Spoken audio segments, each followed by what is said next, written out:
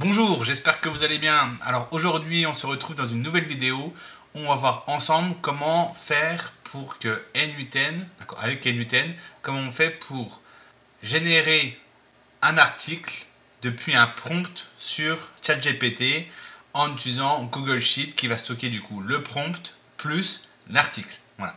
Donc on se retrouve tout de suite sur l'ordinateur et on va voir comment on fait ça. Donc on est sur N8N et on va commencer du coup à créer le workflow. Alors pour ça, la base du workflow, dans ce cas-là, ça va être du coup une tâche cron. Après vous faites comme vous voulez. Hein. C'est une tâche qui peut se lancer soit tous les jours, soit toutes les secondes, minutes, etc. Donc moi je vais laisser tous les jours et on va faire ça à minuit, c'est parfait. Et une fois qu'on a fait ça, on va ajouter du coup le Google Sheet parce que le Google Sheet c'est ce qui va récupérer du coup le prompt. Donc pour ça, donc on a un nœud qui s'appelle Google Sheet. On va lire du coup les lignes de ce Google Sheet. Alors j'ai au préalable créé un Google Sheet, des accès Google Sheet, d'accord, depuis le Google Cloud.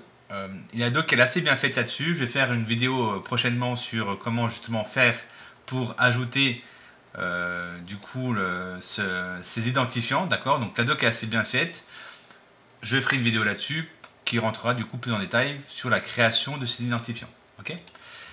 Donc là, on va ensuite faire, donc on va lire le ligne d'affiché Google Sheet. Donc pour ça, il va falloir bien entendu créer un Google Sheet. Donc on va aller créer le Google Sheet, voilà. Hop, on en crée un nouveau. On va l'appeler générer article chat GPT, voilà. Ok, ici on aura le prompt ou les prompts et ici on aura l'article. Ok, très basique, on a ça. La feuille ici on va la renommer, on va mettre data par exemple. Voilà.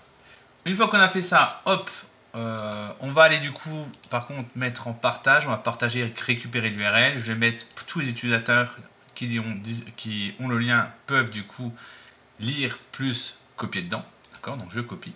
Ok. Alors je suis presque sûr même qu'on n'a pas besoin de faire ça. D'ailleurs on va tester. Hein, parce qu'on aura les accès à tout. Donc on va laisser en limité, on va voir ce que ça donne. Ok, donc ici, ensuite, on va aller sur N8N. Ici, on va ajouter l'URL voilà, du Google Sheet. Et là, normalement, on devrait retrouver l'onglet Data. C'est parfait. Donc, il est bien les informations. Et là, on va tester pour voir si du coup, alors avant ça, il va falloir bien entendu remplir par un prompt ici. Donc, on va écrire un article de 250 mots. Je fais exprès pas beaucoup pour que on ne surcharge pas ChatGPT et que ça évite à créer l'article. Ok, donc 250 mots sur les box beauté, par exemple. Allez hop, voilà.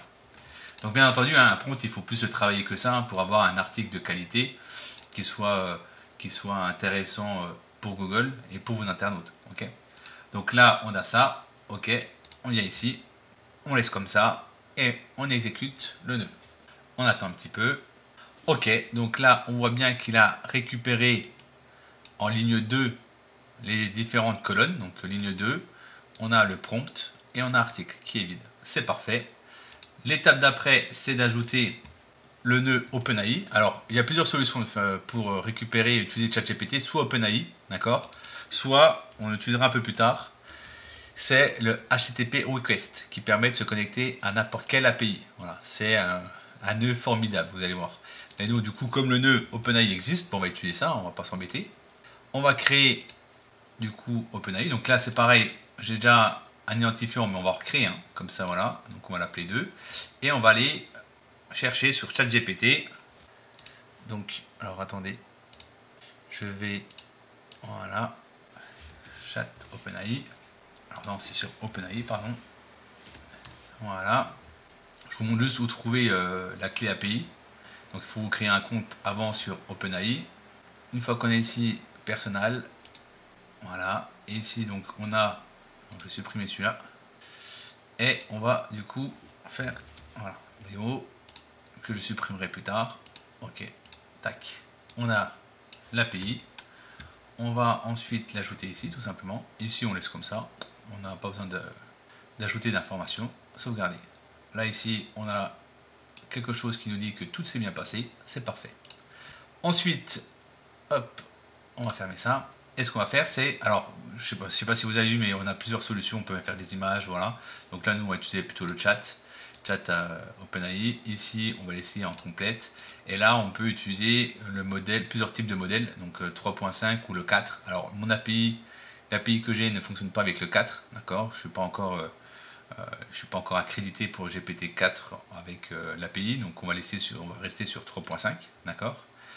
Et ce qu'on va faire, c'est qu'ici on va ajouter, donc le rôle on va mettre assistant, et ici en contenu on va ajouter le prompt. Donc vous allez voir, c'est super simple, on récupère du nœud précédent, hop, on glisse, et là on peut voir que du coup, ok, le message, le contenu qu'on va envoyer à OpenAI correspond bien au prompt qu'on a récupéré. Ici on laisse cocher, c'est pour avoir quelque chose de simplifié au niveau de la réponse, au lieu de tout que OpenAI te renvoie plein d'informations en plus du contenu, on coche ici et vous allez voir, il y aura beaucoup moins d'informations. Et là on exécute le nœud. Alors vous allez voir, ça va être un petit peu long. Quand je dis un petit peu long, c'est l'histoire de 30 secondes, d'accord. Donc je couperai la vidéo. Donc du coup voilà, on a reçu la réponse d'OpenAI. Donc à chaque fois ça c'est du JSON, hein, d'accord. Donc ici on a bien le contenu de l'article, c'est parfait. Ok, donc l'étape d'après c'est d'insérer cet article qu'on a généré avec OpenAI dans Google Sheet. Donc pour ça on va aller chercher un Google Sheet. Voilà, on va mettre à jour le Google Sheet. Donc le Google Sheet c'est celui qui est ici, on récupère, voilà. Donc là on va se connecter, donc là c'est notre accès, pardon. Ici on va laisser par défaut, on va mettre à jour, on va aller faire par l'URL, ok, on va aller chercher l'onglet, d'accord, data, et là ce qu'on fait c'est qu'on va dire qu'on va matcher du coup pour que en gros la donnée se mette au bon endroit sur le Google Sheet. On va, donc on a plusieurs choses, hein.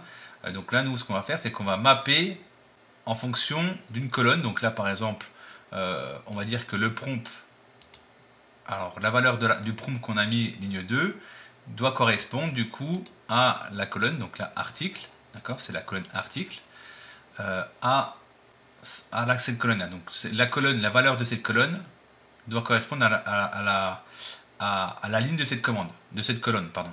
Je ne sais pas si j'ai été clair, je réexplique. C'est que du coup, on va matcher la donnée pour que du coup la donnée se mette au bon endroit sur le Google Sheet, donc sur la même ligne.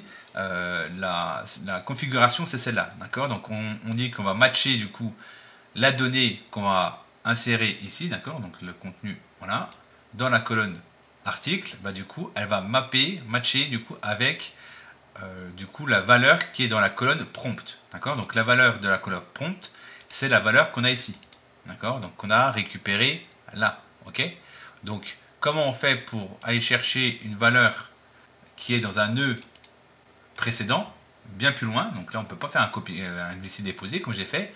Donc il y a une commande à connaître sur comment ça s'appelle, sur N8N. Donc il faut bien se mettre en expression là. Donc c'est, voilà, ok, donc on met ça. Ensuite on met $, node, ok. Une fois qu'on a fait ça, on va, le nœud qu'on va aller chercher, hop, il va s'appeler de mémoire Google Sheet, d'accord. Donc faites attention à la casse, ça il faut le respecter. Donc on fait un copier-coller pour pas faire d'erreur. On revient ici, voilà, donc on ajoute, voilà, donc quand c'est vert ça veut dire qu'il a récupéré des choses, hein. Donc là on peut voir que voyez, il récupère un objet avec plein d'informations. Nous ce qu'on veut dans cet objet là, c'est uniquement le prompt, donc on va faire un point JSON, d'accord.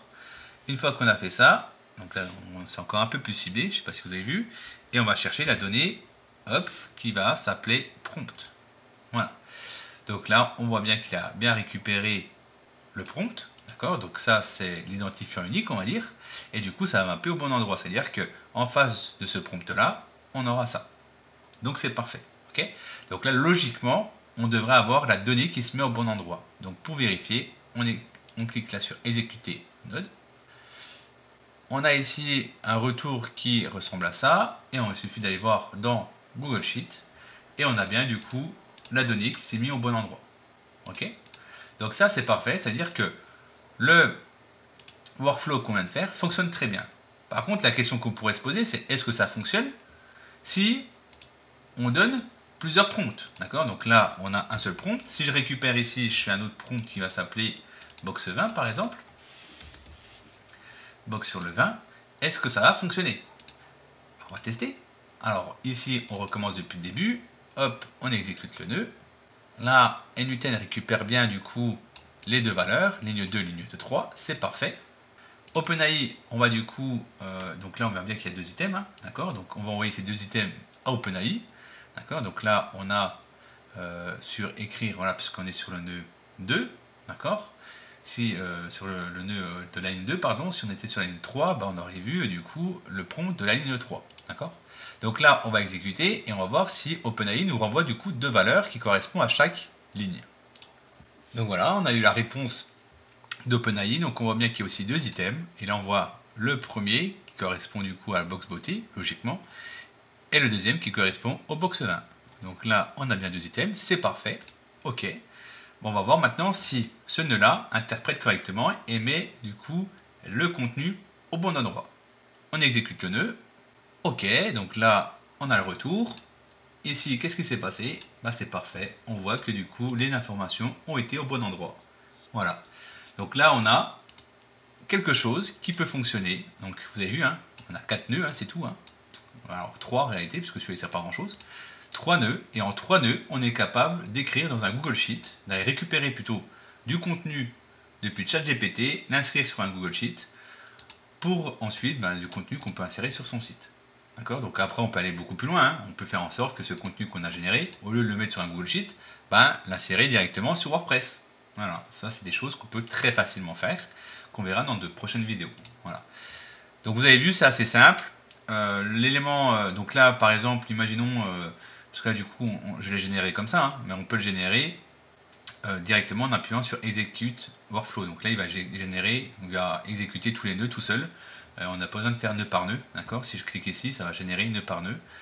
Voilà. Et en mettant du coup ça, ce qui va se passer aussi, c'est que tous les jours, à minuit, si ici il y a de la valeur, d'accord, le workflow va se lancer et va générer automatiquement les articles. Donc ce que vous pouvez faire par exemple, c'est dans la journée, c'est préparer vos prompts, d'accord, une trentaine, une quarantaine de prompts, et ensuite à minuit, le logiciel NUTN va automatiquement récupérer les prompts et générer les articles. Voilà.